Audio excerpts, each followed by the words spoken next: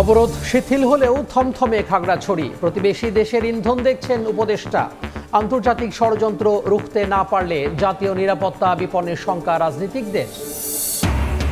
বাংলাদেশের অভ্যন্তরীণ রাজনীতিতে হস্তক্ষেপ করে সম্পর্ক নষ্ট করেছে ভারত। দাদাগিরি নয়, বন্ধুত্বপূর্ণ সম্পর্ক চায় বিএনপি। নিউ ইয়র্কে মির্জা ফখরুল। ফেব্রুয়ারিতে গ্রহণযোগ্য ও শান্তিপূর্ণ নির্বাচনের প্রত্যাশা যুক্তরাজ্যের। সিইসির সঙ্গে হাইকমিশনারের বৈঠক। তফসিলের পরে ধাপে ধাপে 150 পর্যবেক্ষক পাঠাবে ইইউ। সিঙ্গাপুর থেকে ব্যবসা সরিয়ে বাংলাদেশে আনতে চায় স্টারলিংক। সেবা দেয়া হবে পাশের কয়েকটি দেশে। গাজীপুরে হবে গ্রাউন্ড স্টেশন। অনুমোদন চেয়ে বিটিআরসিকে চিঠি।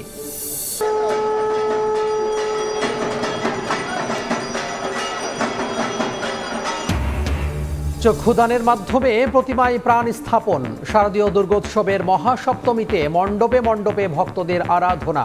সনাতন ধর্মাবলম্বীদের মাঝে উৎসবের আমেজ।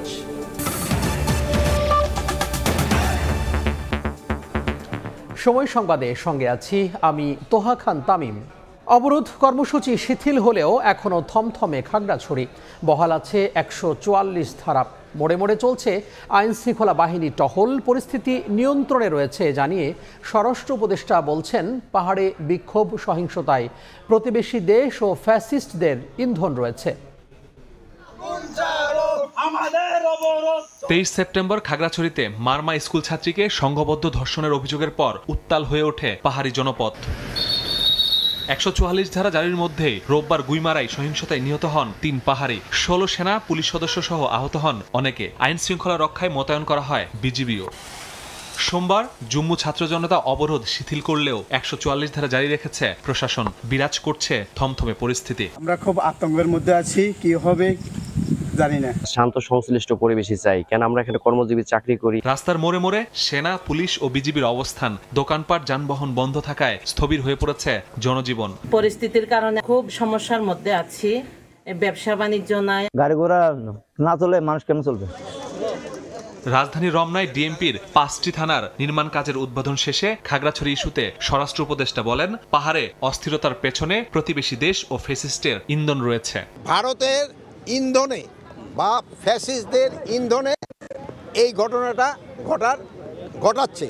তা আমরা এটা যেন ঘটাতে না পারে এই জন্য আমরা আমাদের সর্বাত্মক ব্যবস্থা নিচ্ছি। একটা মহল যারা চাচ্ছে যে উৎসবটা যেন ভালোভাবে এবং ধর্মীয় উদ্দীপনার সাথে এবং উৎসব মুখরভাবে হইতে না পারে, এই জন্য একটা মহল কিন্তু চেষ্টা করতেছে। এই একটা মহলে কিন্তু এই খাগড়াছড়িতে এই ঘটনাটা ঘটার চেষ্টা করছে। তবে পাহাড়ের পরিস্থিতি এখন নিয়ন্ত্রণে আছে বলে জানান স্বরাষ্ট্র উপদেষ্টা।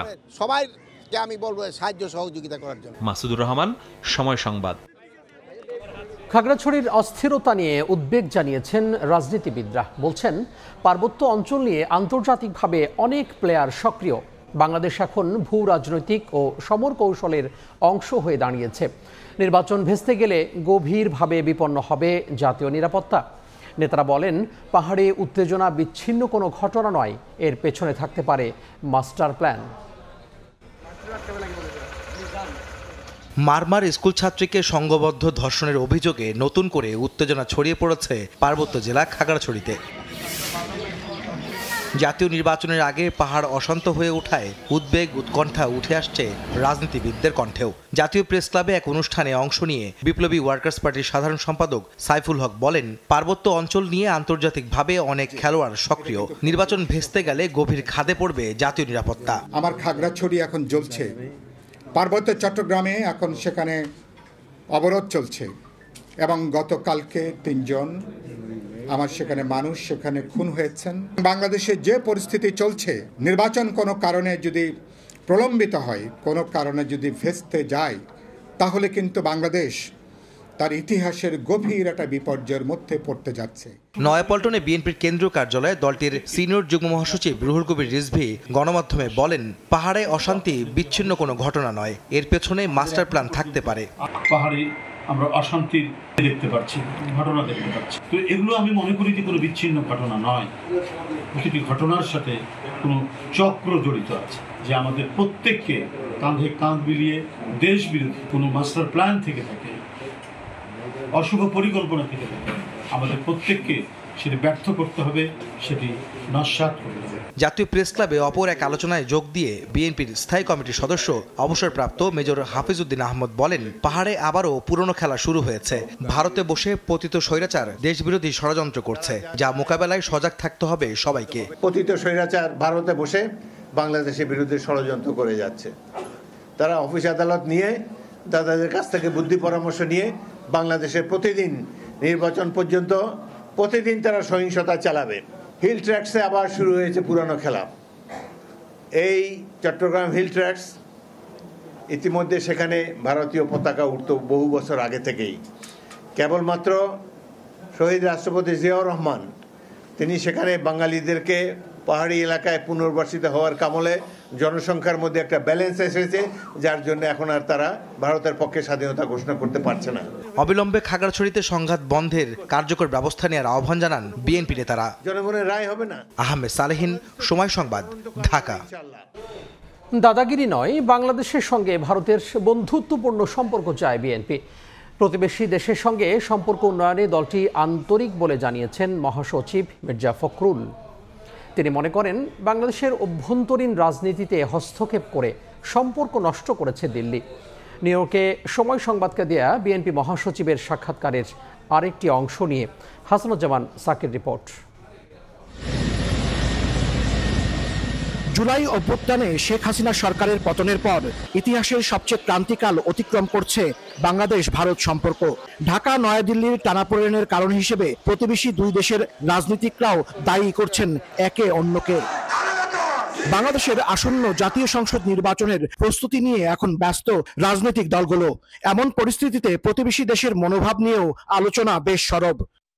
নিউ ইয়র্কে সময় সংবাদকে দেয়া সাক্ষাৎকারে মির্জা ফখরুল ইসলাম আলমগীর বলেন, বাংলাদেশের অভ্যন্তরীণ রাজনীতিতে হস্তক্ষেপ করে ঢাকার সঙ্গে সম্পর্ক নষ্ট করেছে দিল্লি। বিগত আওয়ামী লীগ সরকারের সময় ভোটারবিহীন প্রতিটি নির্বাচনকে সমর্থন করেছে তারা। এগুলোই তো ক্ষতি করেছে, ভারতেরও ক্ষতি হয়েছে, আওয়ামী লীগেরও ক্ষতি হয়েছে। এগুলো করেই তো তারা ক্ষতিটা নিজেদের করেছে। আমি সে কথাই বলি যে অন্য কাউকে কিছু করতে হয়নি, তারা নিজেদের ক্ষতিটা নিজেরাই করেছে।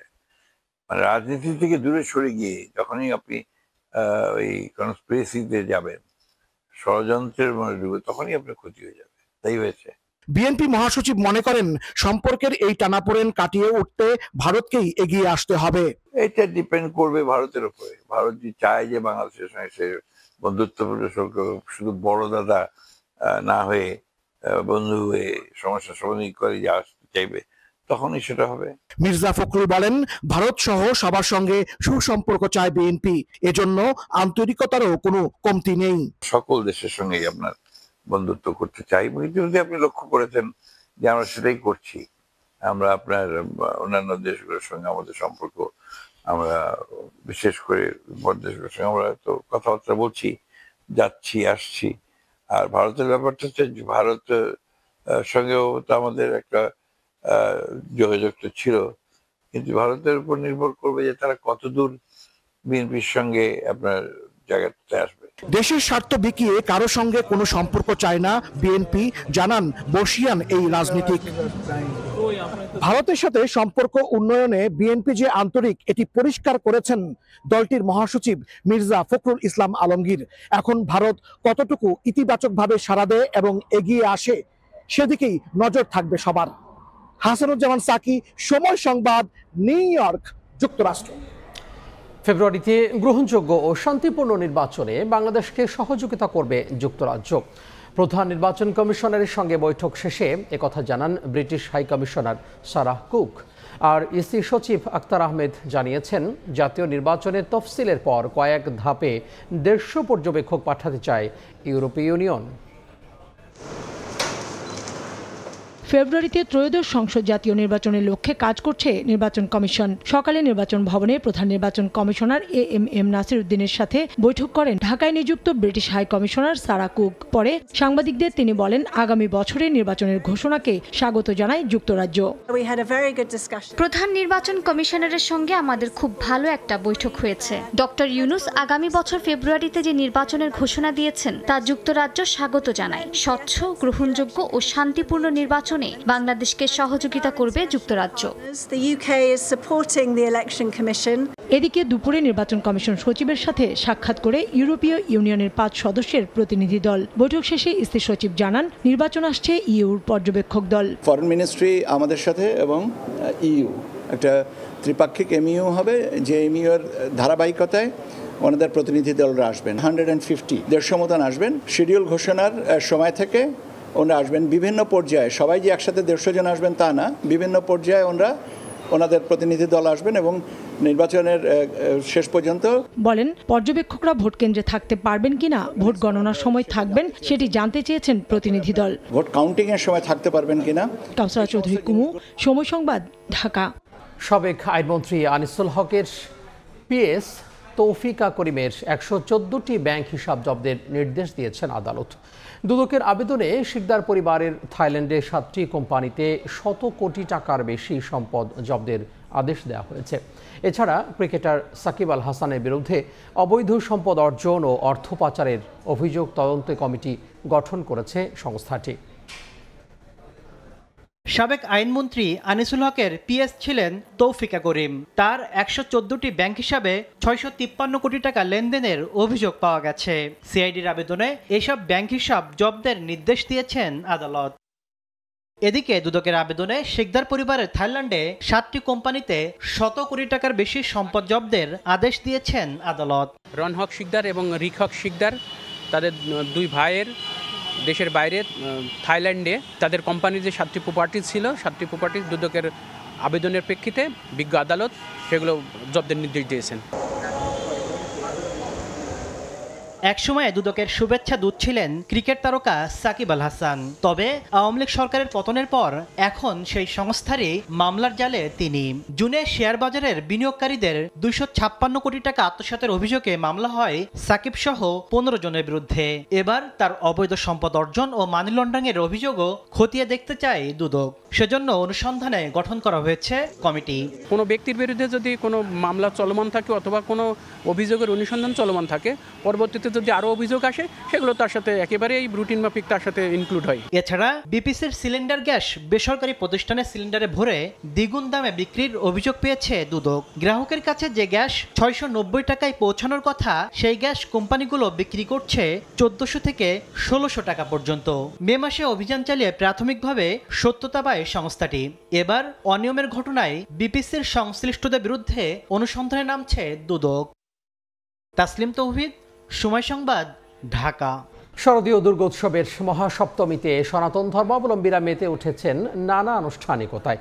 সকালে কলাবউ স্নান এবং পরে নবপত্রিকা প্রবেশের মাধ্যমে শুরু হয় সপ্তমী পূজা। এরপর হয় দেবীর আরাধনা ও প্রাণ প্রতিষ্ঠা।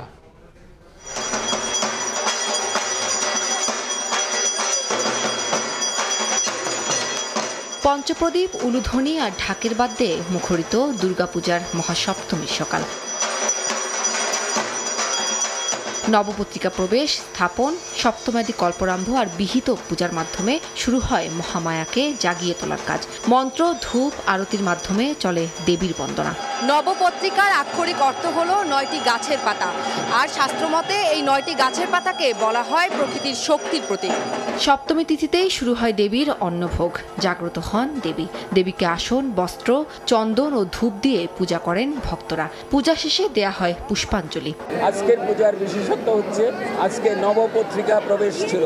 আজকে সকালে দেবীর মহাস্নান অনুষ্ঠিত হয়েছে এবং দেবীকে আমরা এর আগে বোধনে তাকে আমরা জাগরণের আহ্বান নিবেদন করেছিলাম এবং সেই জাগরণ পরবর্তী সময়ে এখন আজকে চক্ষুরদান অনুষ্ঠিত হয়েছে।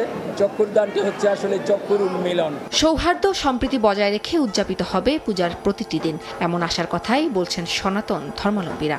আত্মীয় স্বজন, বন্ধু বান্ধব নিয়ে সবাই মজা করব, সারাদিন ঘুরবো। দেশের সব প্রতিটি মানুষকে সুস্থ এবং সুন্দর রাখে। মা আসার পরে মার কাছে চাবো যে নিজে যাতে একটু ভালো থাকি, কিছু হোক, মানে প্রতিটা মানুষের মা বাবা যাতে ভালো থাকে। মা প্রতি বছর যখন মর্তে আসে আমরা নিজেদের মনের আকাঙ্ক্ষা সবই মার কাছে খুলে বলতে চাই। এবার দেবী দুর্গা মর্তে এসেছেন গজে চড়ে, ফিরে যাবেন পালকিতে। উম্মে হানি, সময় সংবাদ, ঢাকা। এই মুহূর্তে রাজধানীর ঢাকেশ্বরী মন্দিরে আছেন সহকর্মী রৌনক নিয়ন্তা, বরিশালের শঙ্কর মাঠে আছেন সহকর্মী অপূর্ব অপু এবং ভারতের কলকাতায় আছেন সুব্রত আচার্য। আমরা প্রথমে যাচ্ছি রৌনকের কাছে। শারদীয় দুর্গাপূজার আজ দ্বিতীয় দিন মহাসপ্তমী। গতকাল মহাষষ্ঠীর মধ্য দিয়ে শুরু হয়েছে 5 দিন ব্যাপী সনাতন ধর্মাবলম্বীদের সবচেয়ে বড় ধর্মীয় উৎসব শারদীয় দুর্গাপূজা। আজ সকালে কল্পারম্ভ, বিহিত পূজা, সপ্তমাদি, নবপত্রিকার প্রবেশ, কলাবউ স্নান এবং চক্ষুদানের মধ্য দিয়ে শুরু হয়েছে মহাসপ্তমীর আনুষ্ঠানিকতা। সকালে নবপত্রিকার মাধ্যমে আসলে কলাবউকে স্নান করানো হয়। নবপত্রিকা বলতে আসলে যেটি বোঝায় 9 ধরনের 9টি গাছের পাতা দিয়ে দেবী দুর্গার প্রতীকী হিসেবে কলা গাছকে বউ সাজিয়ে নতুন শাড়ি পরিয়ে স্নান করিয়ে মণ্ডপে প্রবেশ করানোর পর স্থাপন করা হয়। আর এরপর শুরু হয় দেবীর আরাধনা ও প্রাণ প্রতিষ্ঠা। এবং আজ থেকে অর্থাৎ মহাসপ্তমী থেকেই কিন্তু চক্ষুদান করা হয় এবং চক্ষুদানের পর থেকেই দেবী জাগ্রত সনাতন ধর্মাবলম্বীদের। আমরা দেখেছি যে সপ্তমী তিথিতেই শুরু হয় দেবীর অন্নভোগ এবং জাগ্রত হন দেবী, এমনটাই ভক্তরা বলছেন। এবং এ কারণে কিন্তু আমরা দেখেছি পুষ্পাঞ্জলি দেওয়ার পর কিছুটা সময় মণ্ডপের পর্দা নামিয়ে দেওয়া হয়। তারা সনাতন ধর্মাবলম্বীরা বিশ্বাস করেন যে এই সময় দেবী জাগ্রত হন এবং কাউকেই আসলে প্রবেশ করতে দেওয়া হয় না মণ্ডপের ভেতরে। তো সকাল থেকেই নানা ধরনের ধর্মীয় আচার রীতিনীতির মধ্য দিয়ে পালিত হচ্ছে আজকের মহাসপ্তমী। এবং বরিশালে এই মুহূর্তে রয়েছে আমাদের সহকর্মী অপূর্ব অপু। সেখানকার সবশেষ দুর্গাপূজার খবর জানতে চলে যাচ্ছি তার কাছে। রৌনক, আপনাকেও শারদীয় শুভেচ্ছা। রাজধানী ঢাকার মতোই সারা দেশেই সনাতন ধর্মাবলম্বীরা মেতে উঠেছে তাদের প্রধান ধর্মীয় উৎসব শারদীয় দুর্গা পূজাকে ঘিরে। আজ মহাসপ্তমী। আমি আছি এই মুহূর্তে মহাসপ্তমীর এই বিকেলে বরিশাল শহরের অন্যতম একটি বড় মঠ শ্রী শ্রী শঙ্কর মঠ পূজা মণ্ডপে। আপনি ধর্মীয় আচার এর মধ্যে জেনেছেন যে আজকের দিনটিতে সনাতন ধর্মাবলম্বীরা সকাল থেকে যে মহাসপ্তমীর যে আনুষ্ঠানিকতা ধর্মীয় পূজা অর্চনা সেগুলো শেষ করেছে। আমি একটু ভিন্ন খবর জানাতে চাই, সেটি হচ্ছে যে এই শারদীয় দুর্গোৎসবকে ঘিরে বরিশালের বিভিন্ন জায়গায় গ্রামীণ মেলা বসেছে। ছবিতে দেখতে পাচ্ছেন এটি একেবারেই মূল শহরের মধ্যে মেলা বসেছে এবং এই মেলাকে ঘিরে মানুষের যে একটা উৎসাহ উদ্দীপনা সেটি আসলে চোখে পড়ার মতো। শুধুই যে সনাতন ধর্মাবলম্বী তারাই কিন্তু নয়, এর বাইরে অন্যান্য বিভিন্ন ধর্মাবলম্বীর মানুষও এই মেলায় আসছেন, আনন্দের সাথে ভাগাভাগি করছেন। দেখুন যে গ্রামীণ যে নানান ধরনের চরকা রয়েছে সে সমস্ত শিশুরা কিন্তু সেই চরকায় মেতে উঠেছে। এবং আজকে মহাসপ্তমী, আগামীকালকে মহাষ্টমী। সকালবেলা থেকেই দেবী দুর্গার দর্শন করতে, মায়ের প্রতিমা দর্শন করতে ভক্তরা ভিড় করা শুরু করে দিয়েছেন। বিশেষ করে সন্ধ্যার পরপর বরিশালের প্রেক্ষাপট যেটা হয়, এই যে এখন যতটা খালি জায়গা দেখা যায় মন্দিরের সামনের জায়গাগুলোতে সন্ধ্যার পর সেটি কিন্তু দেখা যায় না, একদম কানায় কানায় পূর্ণ হয়ে যায় প্রত্যেকটি পূজা মণ্ডপ। এবং তার জন্য আলোকসজ্জা করা হয়েছে। এবছর বরিশাল শহরের 47টি মণ্ডপে দেবী দুর্গা পূজিত হচ্ছে এবং বরিশাল জেলায় 597টি মণ্ডপ রয়েছে। প্রত্যেকটি মণ্ডপই আইন শৃঙ্খলা রক্ষাকারী বাহিনীর বেশ তৎপরতাও আমরা দেখেছি, যাতে কোনো ধরনের কোনো অপ্রীতিকর ঘটনা না ঘটে তার জন্য এই যে দুর্গাপূজাকে ঘিরে যাতে কোনো ধরনের অপ্রীতিকর না ঘটে সেই দিকেও লক্ষ্য রাখা হয়েছে। এবং দেখুন যে সবগুলো মণ্ডপে যে আনন্দ এবং উৎসবমুখর পরিবেশে যে দুর্গাপূজা অনুষ্ঠিত হচ্ছে সেটি আসলে নিঃসন্দেহে দেখার মতোই। বাংলাদেশের এই পাশাপাশি বাঙালি সনাতন ধর্মাবলম্বীদের যেহেতু সব থেকে বড় ধর্মীয় এই দুর্গা উৎসব। আমরা যেতে চাই পাশের দেশ কলকাতায় রয়েছে সহকর্মী সুব্রত আচার্য। সুব্রতর কাছ থেকে জানবো কলকাতার সেখানকার দুর্গা উৎসবের খবরাখবর।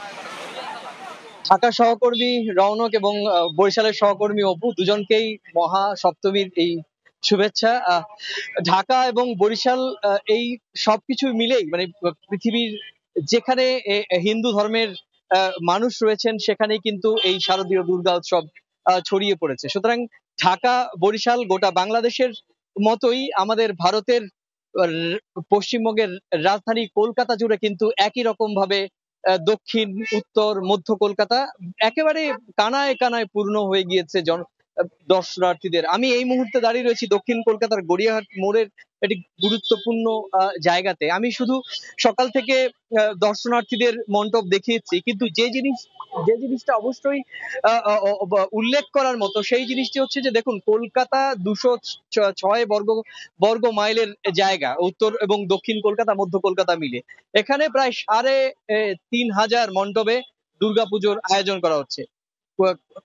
লাখো লাখো মানুষ সকাল থেকে গভীর রাত পর্যন্ত তারা মণ্ডপে যাচ্ছেন এবং গুরুত্বপূর্ণ বিভিন্ন পয়েন্ট, কোনো ব্যক্তিগত গাড়ি, বাইক অথবা পায়ে হেঁটে যাচ্ছেন। এই পুরো যে ক্লাউড ম্যানেজমেন্টের দায়িত্বে থাকে কলকাতা পুলিশ এবং কলকাতা পুলিশের বিভিন্ন অঙ্গ সংস্থার।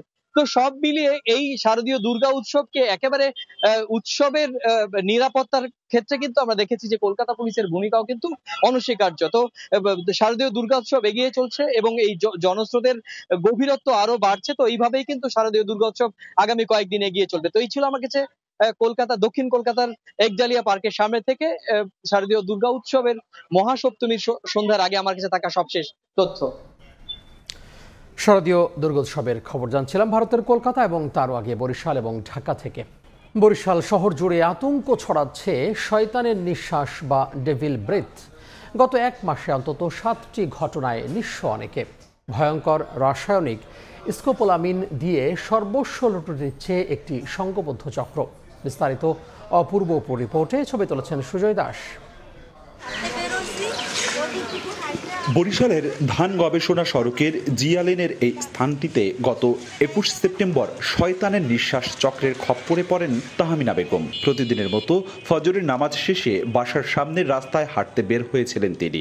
এ সময় 4 ব্যক্তি কৌশলে শয়তানের নিঃশ্বাস প্রয়োগের মাধ্যমে তাকে সম্মোহিত করে ফেলেন। মুহূর্তের মধ্যেই বাসায় গিয়ে গচ্ছিত 16 ভরি স্বর্ণালংকার ও নগদ অর্থ নিজ হাতে তুলে দেন চক্রটির কাছে। এ ঘটনায় ছিল না জোর বা হুমকি, শুধু এক রাসায়নিক প্রয়োগ যা কেড়ে নিয়েছিল তার নিয়ন্ত্রণ। এমন পরিস্থিতিতে স্থানীয়দের মাঝে বিরাজ করছে অদৃশ্য ভয়। তারা দুষছেন প্রশাসনের ব্যর্থতাকে। আমার একটা লোকে সালাম দিয়ে বলে যে ওই ছাড়সিনে হুজুরের এই যে ছেলে, চলেন তার কাছে একটু দোয়া নিয়ে যাবেন।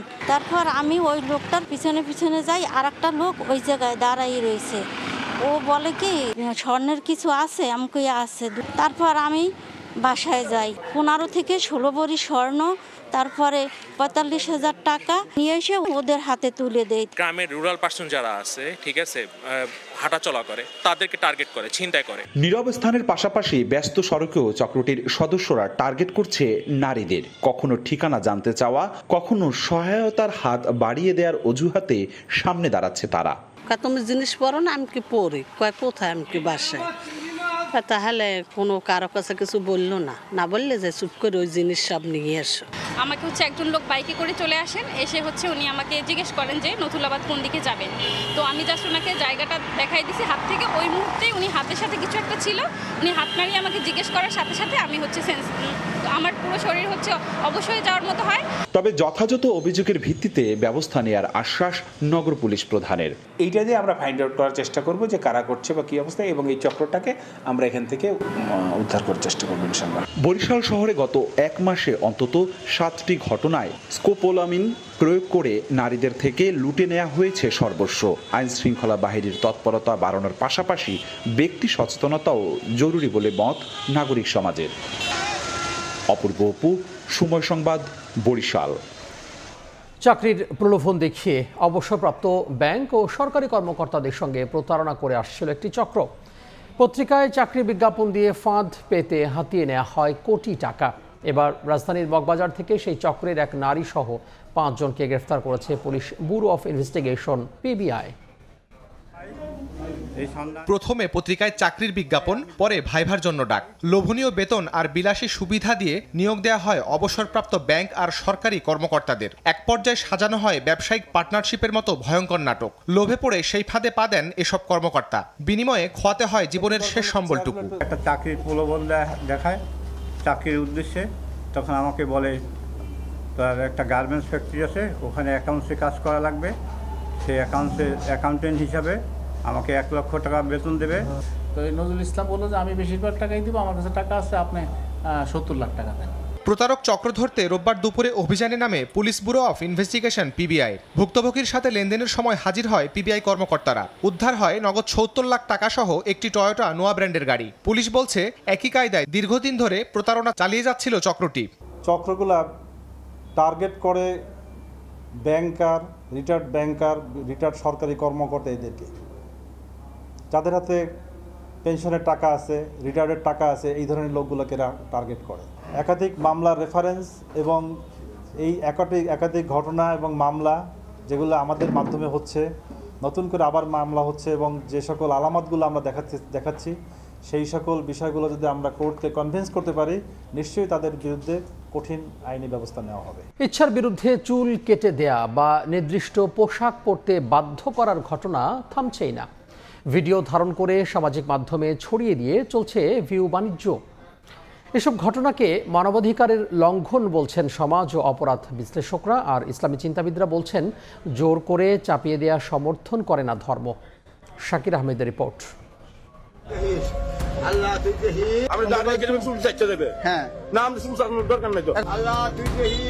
ময়মনসিংহের বৃদ্ধ হালিম উদ্দিন আকন্দকে জোর করে মাথার চুল কেটে দেওয়ার দৃশ্য সম্প্রতি সামাজিক যোগাযোগ মাধ্যমে ভাইরাল হয়েছে। পরে প্রতিবেশী ও স্বজনরা জানান হালিম উদ্দিন পাগল কিংবা ভবঘুরে নন, সুফিবাদের নকশেবন্দিয়া তরিকার অনুসারী। আমার বাবা কিছু কবিরাজি করে, মানুষের জারাফেরা করলে তখন আমার বাবা লোকজন ভালো হয়, কিছু টাকা পয়সা দেয়, কেউ দেয় না, দিলেও সে জোর করে রাখে না, না দিলেও সে চায় না। পাগলের তো কোনো বাপ না, তার নাই ক্ষতি করেন, কিন্তু হাগলামি তো কেন করে না। হালিম সংসার বিরাগী নন, তার আছে সন্তান সন্ততি। ঘটনার পর থেকেই মানসিকভাবে বিপর্যস্ত হালিম উদ্দিন।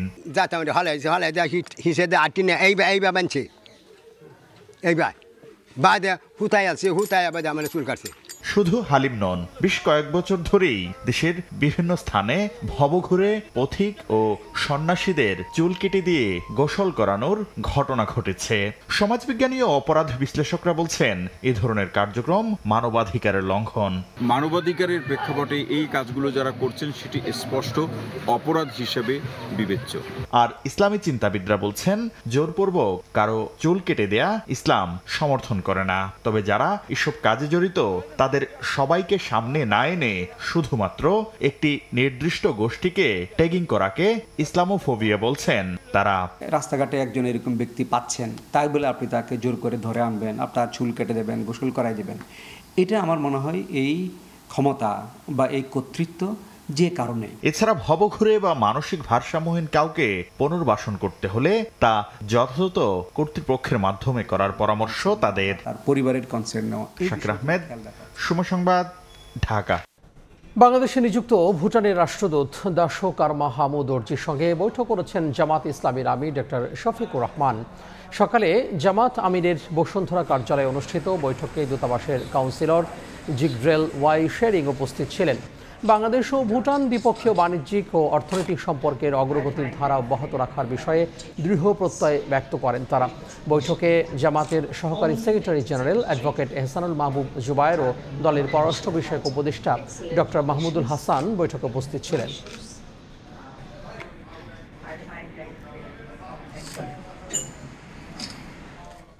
এডিবি ও সরকারের মধ্যে ২৬ কোটি ৯১ লাখ মার্কিন ডলারের ঋণ এবং ৬ কোটি ২৬ লাখ ডলারের অনুদান চুক্তি সই হয়েছে।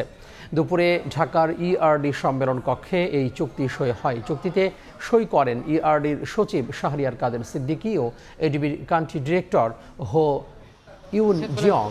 এ সময় এডিবির দক্ষিণ এশিয়ার মহাপরিচালক তাকেও কনিষ্ঠী উপস্থিত ছিলেন। ঋণের ২৬ কোটি ৯১ লাখ ডলারের মধ্যে খুলনা শহরে পানি সরবরাহ ব্যবস্থার উন্নয়নে ১৫ কোটি ডলার আর উত্তর পশ্চিমাঞ্চলের বিদ্যুৎ বিতরণ ব্যবস্থা শক্তিশালীকরণে ব্যয় হবে ৯ কোটি ১০ লাখ ডলার। এছাড়া অনুদানের ৫ কোটি ৮৬ লাখ ডলার ব্যয় হবে মিয়ানমার থেকে বাংলাদেশে আশ্রয় নেওয়া রোহিঙ্গা জনগোষ্ঠীর জন্য। সময় সংবাদে আরও থাকছে। জনসমক্ষে বক্তব্যের একদিন পরই নেপালের ক্ষমতাচ্যুত প্রধানমন্ত্রী দেশ ত্যাগে নিষেধাজ্ঞা, পাসপোর্ট জব্দ, রাজনৈতিক প্রতিশোধ আখ্যা অলির দলের।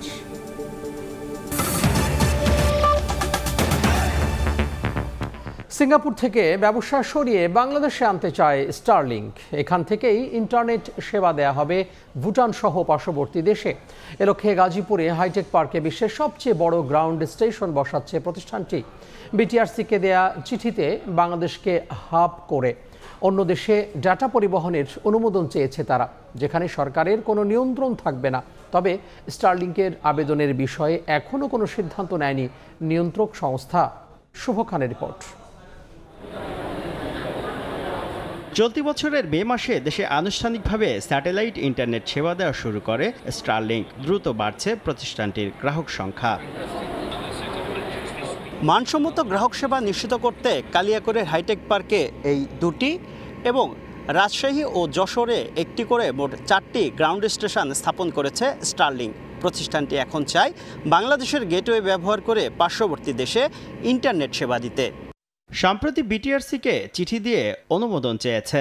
খাত সংশ্লিষ্টরা বলছেন, বর্তমানে ভুটানের গ্রাহকদের সিঙ্গাপুরের গ্রাউন্ড স্টেশনের মাধ্যমে ইন্টারনেট সেবা দিচ্ছে স্টারলিংক, যা ব্যয়বহুল আবার লেটেন্সি অনেক বেশি। চিঠিতে সামিট, ফাইবার অ্যাট হোম ও বাংলাদেশ সাবমেরিন কেবল কোম্পানি থেকে আইপিএলসি এবং আনফিল্টার্ড আইপি ব্যান্ডউইথ কিনে বাংলাদেশের গেটওয়ে থেকে সিঙ্গাপুর ও ওমান পপে ডাটা পরিবহন করার অনুমতি চায় প্রতিষ্ঠানটি। বিদেশি গ্রাহকদের জন্য যে আন্তর্জাতিক লিঙ্ক যাবে স্টারলিংক চায় সেখানে সরকার কোনো ফিল্টার বা ব্লক করবে না। তবে বাংলাদেশি ব্যবহারকারীদের ইন্টারনেট সেবা স্থানীয় আইআইজি হয়ে যাবে এবং আইন অনুযায়ী সব ধরনের নিরাপত্তা, ফিল্টারিং ও কন্টেন্ট ব্লকিং মানা হবে।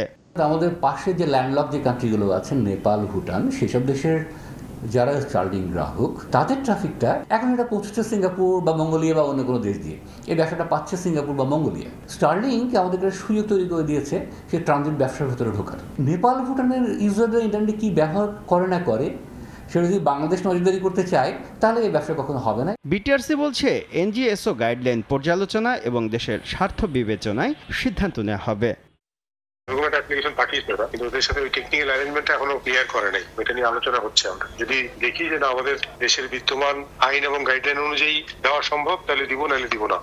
সংশ্লিষ্টরা বলছেন, এক দেশের ট্রাফিক যখন অন্য কোনো দেশের মধ্য দিয়ে ভিন্ন কোনো দেশে যায়, তা সাধারণত মধ্যবর্তী দেশের ফিল্টারিং এর আওতায় থাকে না। বর্তমানে বাংলাদেশের সকল ইন্টারনেট ট্রাফিক সিঙ্গাপুর কিংবা ভারতের মধ্য দিয়ে যায়, যা ওই সকল দেশের ফিল্টারিং এর আওতার বাইরে রয়েছে। শুভ খান, সময় সংবাদ, ঢাকা। দেশের প্রথম মনোরেল নির্মিত হতে যাচ্ছে বন্দরনগরী চট্টগ্রামে। সম্ভাব্যতা যাচাই নিয়ে শুরু হয়েছে ফিল্ড ওয়ার্কের কাজ। আধুনিক এ পরিবহন ব্যবস্থা যানজট নিরসনে যুগান্তকারী পরিবর্তন আনবে। আন্তর্জাতিক দুটি কোম্পানি 54 কিলোমিটার দীর্ঘ 3টি রুটে মনোরেল নির্মাণ করছে। ব্যয় হবে 25,000 কোটি টাকা। নুরজামাল আতিকের ক্যামেরায় শফিকুল আলমের রিপোর্ট। আধুনিক প্রযুক্তি নির্ভর পরিবহন ব্যবস্থা মনোরেল ঘনবসতিপূর্ণ নগরীর যানজট নিরসনে গুরুত্বপূর্ণ ভূমিকা রাখে এই গণপরিবহন ব্যবস্থা। এবার যানজট নিরসনে চট্টগ্রামে সিটি কর্পোরেশনের উদ্যোগে দেশে প্রথমবারের মতো মনোরেল নির্মাণ করতে যাচ্ছে জার্মান ও মিশরের জয়েন্ট ভেঞ্চার কোম্পানি ওরাসকম এবং আরব কনস্ট্রাকশন গ্রুপ। অর্থায়ন ও বাস্তবায়নও করবে তারা। সোমবার সকালে টাইগার পাসে নগর ভবনে সম্ভাব্যতা যাচাইয়ে ফিল্ড ওয়ার্ক নিয়ে বৈঠক হয় প্রতিনিধিদের সঙ্গে। মেয়র বলেন, এর ফলে গতি আসবে নগরীর যোগাযোগ ব্যবস্থায়। দ্রুত চট্টগ্রামের যে কানেক্টিভিটি, যেটা আমরা মনে করি যে চট্টগ্রাম একটি কমার্শিয়াল হাব, একটা বাণিজ্যিক নগরী, বাণিজ্যিক রাজধানী, আমরা মনে করি এটা যদি হয়ে যায় চট্টগ্রামের চেহারা পাল্টে যাবে। পরে প্রতিনিধি দলটি মাঠ যাচাইয়ে পরিদর্শন করেন নগরীর টাইগার পাস এলাকা। জানান, মেট্রো রেলের চেয়ে 40% অর্থের সাশ্রয় হবে। এক চাকার হওয়ায় লাগবে না বেশি জায়গাও। আমাদের ইনিশিয়ালি 25-30 বছর এটা আমরা মেনটেন্যান্স করব। এটা হলো BOOT, build, own, operate and transfer. এখানে একটা ডেপো লাগবে, ট্রেনগুলো রাত্রে থাকবে ওখানে, ওখানে ওয়ার্কশপ থাকবে, তাদের অফিস থাকবে। একটা জায়গা সিটি কর্পোরেশন ইয়ারমার্ক করে দেবে, আর বাকি স্টেশনগুলোর জন্য কোথায় কোথায় স্টেশনগুলো হবে সেইগুলো ইয়েগুলো দেওয়ার পরে 4 থেকে 5 বছর সময় লাগবে। নগরীর কালুঘাট থেকে বিমানবন্দর পর্যন্ত 26.5 কিলোমিটার, সিটি গেট থেকে শহীদ বশিরুজ্জামান চত্বর পর্যন্ত 13.5 কিলোমিটার এবং অক্সিজেন থেকে ফিরিঙ্গি বাজার পর্যন্ত 14.5 কিলোমিটার 3টি রুটে চলবে 8 জোড়া ট্রেন। এ প্রকল্পে ব্যয় হবে প্রায় 25,000 কোটি টাকা। সময় লাগবে 6 বছর। গত জুনে সিটি কর্পোরেশনের সঙ্গে প্রতিষ্ঠান দুটির সমঝোতা চুক্তি স্বাক্ষর হয়। শফিকুল আলম, সময় সংবাদ, চট্টগ্রাম। আগামী 4 থেকে 25 অক্টোবর পর্যন্ত 22 দিন ইলিশ ধরা, পরিবহন, বিক্রি এবং মজুদ সম্পূর্ণভাবে নিষিদ্ধ থাকবে বলে জানিয়েছেন মৎস্য ও প্রাণী সম্পদ উপদেষ্টা ফরিদা আখতার। এ সময় দেশের 37টি জেলার 165 উপজেলার 6,20,140টি জেলে পরিবারকে 25 কেজি করে চাল দেওয়া হবে বলেও জানান উপদেষ্টা। সচিবালয়ে ব্রিফিংয়ে এসব কথা জানান তিনি। 19 আশ্বিন থেকে 9 কার্তিক 1432 অথবা ইংরেজিতে 4 অক্টোবর থেকে 25 অক্টোবর 22 দিন পর্যন্ত মা ইলিশ রক্ষায় বিশেষ অভিযান পরিচালনা করা হবে। আশ্বিনী পূর্ণিমার পূর্বের 4 দিন এবং অমাবস্যার পরের 3 দিনকে অন্তর্ভুক্ত করে মোট 22 দিন এই অভিযান চলবে। এবার বরিশাল বিভাগের খবর।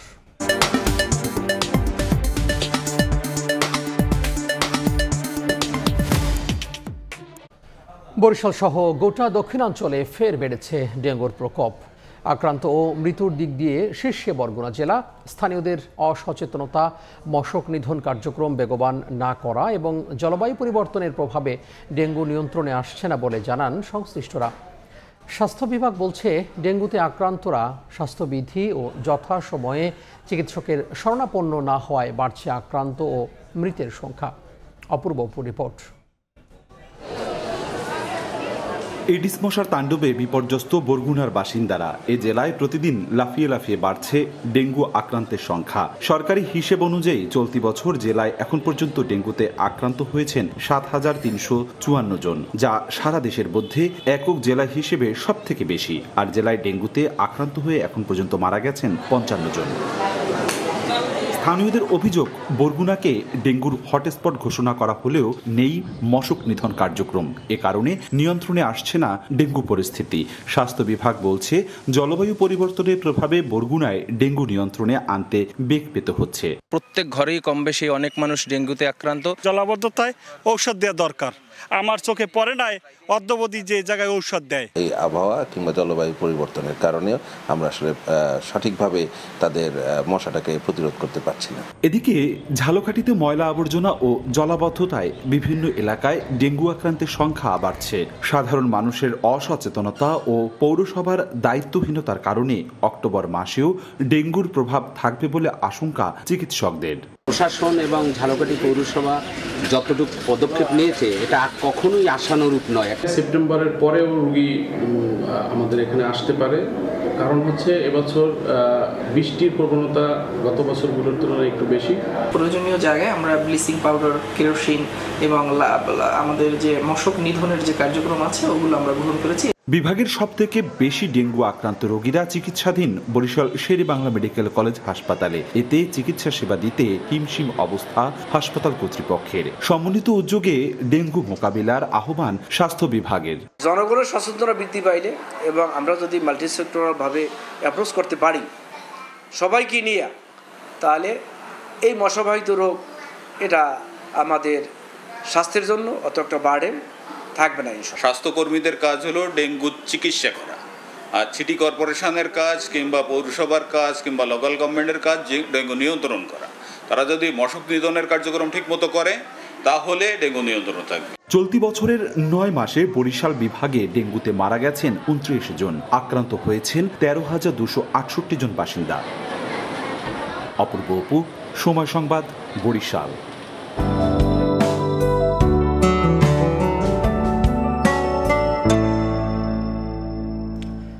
দেখে নেব এখনকার বাতাসের মানসূচক। বায়ুমান বিষয়ক সংস্থা আইকিউএয়ারের সূচক অনুযায়ী বাংলাদেশে এখনকার বাতাসের মান। ঢাকা বিভাগের বায়ুর মান 156, যা সহনীয়। বাতাসের আর্দ্রতা 49%। চট্টগ্রাম বিভাগে বায়ুর মান 63, এটিও সন্তোষজনক, বাতাসের আর্দ্রতা 78। রাজশাহী বিভাগে বায়ুমান 81, যা সন্তোষজনক, আর্দ্রতা 50। সিলেট বিভাগে বায়ুর মান 92, যা সন্তোষজনক, বাতাসের আর্দ্রতা 56%। খুলনা বিভাগের বায়ুমান 69, যা সন্তোষজনক, বাতাসের আর্দ্রতা 65। বরিশাল বিভাগে বায়ুর মান 61, এটিও সন্তোষজনক, আর্দ্রতা 62। রংপুর বিভাগের বায়ুমান 78, যা সন্তোষজনক, বাতাসের আর্দ্রতা 54। ময়মনসিংহ বিভাগের বায়ুর মান 72, এটিও সন্তোষজনক, বাতাসের আর্দ্রতা 57%। সারা দেশে বায়ুর মান সবচেয়ে ভালো বরিশালে 61 আর সবচেয়ে খারাপ ঢাকায় 156। দেশের বাইরের খবর জনসমক্ষে হাজির হয়ে বক্তব্য দেওয়ার একদিন পরই নেপালের ক্ষমতাচ্যুত সাবেক প্রধানমন্ত্রী কেপি শর্মা ওলির পাসপোর্ট জব্দ করা হয়েছে। সাবেক স্বরাষ্ট্রমন্ত্রী ও গোয়েন্দা প্রধানের বিরুদ্ধেও একই পদক্ষেপ নিয়েছে দেশটির সরকার। তাদের দেশ ত্যাগে নিষেধাজ্ঞা জারি করা হয়েছে। তদন্ত প্রক্রিয়ার জন্যই এমন সিদ্ধান্ত বলে জানিয়েছে দেশটির অন্তর্বর্তী সরকার। এমন পদক্ষেপকে রাজনৈতিক প্রতিশোধ আখ্যা দিয়েছে শর্মা ওলির দল। গণ অভ্যুত্থানের 3 সপ্তাহ পর গত শনিবার প্রথমবার জনসমক্ষে হাজির হন নেপালের ক্ষমতাচ্যুত সাবেক প্রধানমন্ত্রী কেপি শর্মা ওলি। অন্তর্বর্তীকালীন প্রধানমন্ত্রী সুশীলা কার্কির নেতৃত্বাধীন সরকারকে অসাংবিধানিক আখ্যা দিয়ে কড়া সমালোচনা করেন তিনি। ক্ষমতা হারালেও দেশেই থাকার ঘোষণাও দেন। ওলির জনসমক্ষে আসার একদিন পরই তার বিরুদ্ধে পদক্ষেপ নিল নেপালের অন্তর্বর্তী সরকার।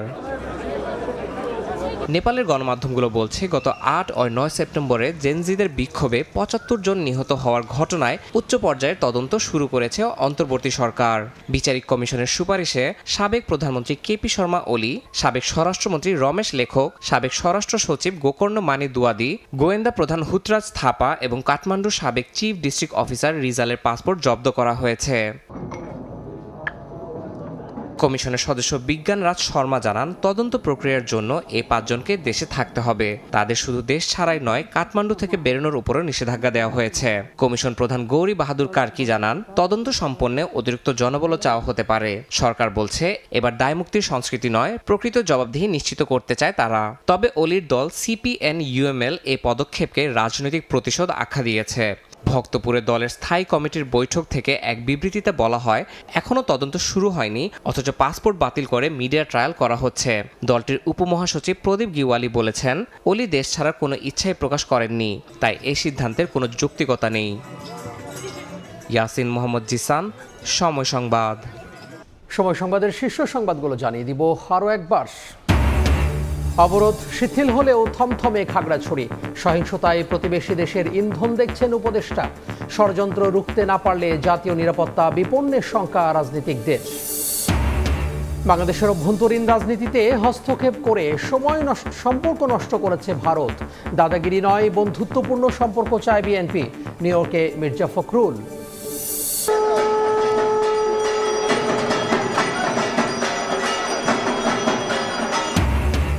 চক্ষুদানের মাধ্যমে প্রতিমায় প্রাণ স্থাপন। শারদীয় দুর্গোৎসবের মহাসপ্তমীতে মণ্ডপে মণ্ডপে ভক্তদের আরাধনা।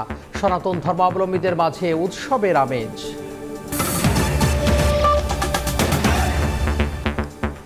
এই ছিল সময় সংবাদে। এরপর বাংলার সময় নিয়ে সঙ্গে থাকবেন সহকর্মী ওমর ইনান। তামিম, আপনাকে ধন্যবাদ। বাংলার সময় নিয়ে ফিরছি কিছুক্ষণ পর, সঙ্গে থাকুন সময়ের।